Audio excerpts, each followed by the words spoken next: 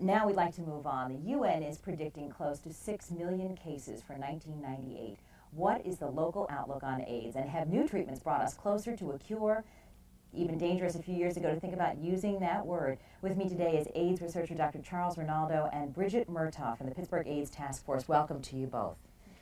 Even when Newsweek put that on the cover, is this a cure, or is a cure at hand, there was a great uproar about whether or not that was too positive. Right now, as we sit here, Dr. Rinaldo, as we hear, for example, just last week about new drug therapies that reduce the virus levels in the body to undetectable levels, we think, well, that sounds like a cure, but what you're likening it to is herpes. If you have chicken pox and you have herpes in your body, it can flare up over time. So what do? You put it into hiding, essentially? Essentially, that's the case. When people, for one reason or another, go off of drug therapy, these highly active drug therapies, the virus does seem to come back in most individuals. So it's still there lurking in a latent, persistent form. So would you say that these latest cocktail combinations are the equivalent of a cure, or is that not the right word? Well, I think they're in extraordinary control of the virus infection, and they are slowing down, if not greatly inhibiting the progression to disease. So they are really wonder drugs in that sense. We don't want to lose sight of that. Are you excited? Oh, very much by this. It's completely changing the natural history of this infection and bringing up new problems at the same time. Such as? Well, this persistence of virus. If we really want to go for a cure, which is ultimately what we would love to have for this, can we manipulate the body's immune system, for example, to allow it to control the virus by itself, as well as having the drugs do the blockage of the virus replication? And if someone has it still in their bodies, but not at detectable levels, can they transmit it? That's a good question. It's very low levels. As far as sexual transmission, there are very low levels in male semen secretions. We've shown that, but we have not shown yet whether or not that means you cannot transmit it.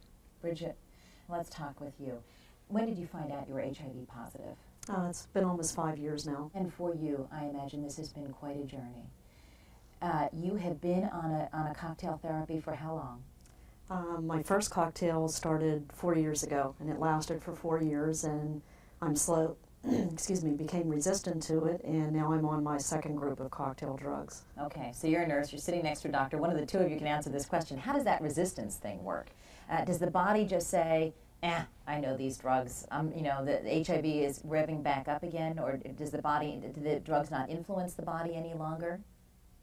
Well, it's really, the activity of the drugs is still the same, but the virus itself goes through many replication cycles. And eventually there's a mutant virus which occurs, which is resistant to the drugs you're taking. And then that virus overwhelms the other viruses, so you have to go to different drug regimens. Okay. So coming back to you, Bridget, now you're on a new cocktail, right? That's right. How's it going? It's actually it's going okay. There's a lot of side effects to it, though. Each drug has its own, group of side effects, and you have to deal with that on a daily basis.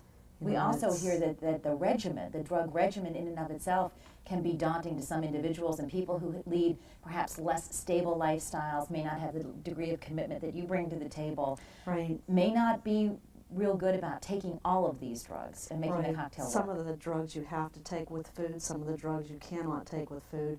They have to be on an 8-hour cycle. You can't be late with any of them, and you can't miss any of them. So it's a very strict regimen.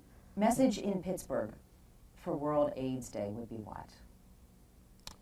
Well, I would say one message is to people that are at risk for this infection who are now uninfected should still not consider that we have some magic bullet cure for this infection, this disease. They should still take precautions to prevent themselves from being infected. Although we hear that things are kind of loosening back up again. That's what behaviorally. That's exactly what I'm directing my message at. That we still have men in our study, for example, been in our Pitt Men's study for 10, 12, 13 years, and they're still becoming infected on occasion. So we're very concerned about that.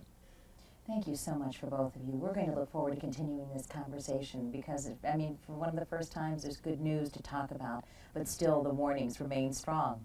That's correct. Right. Thank you. Best to you, Bridget.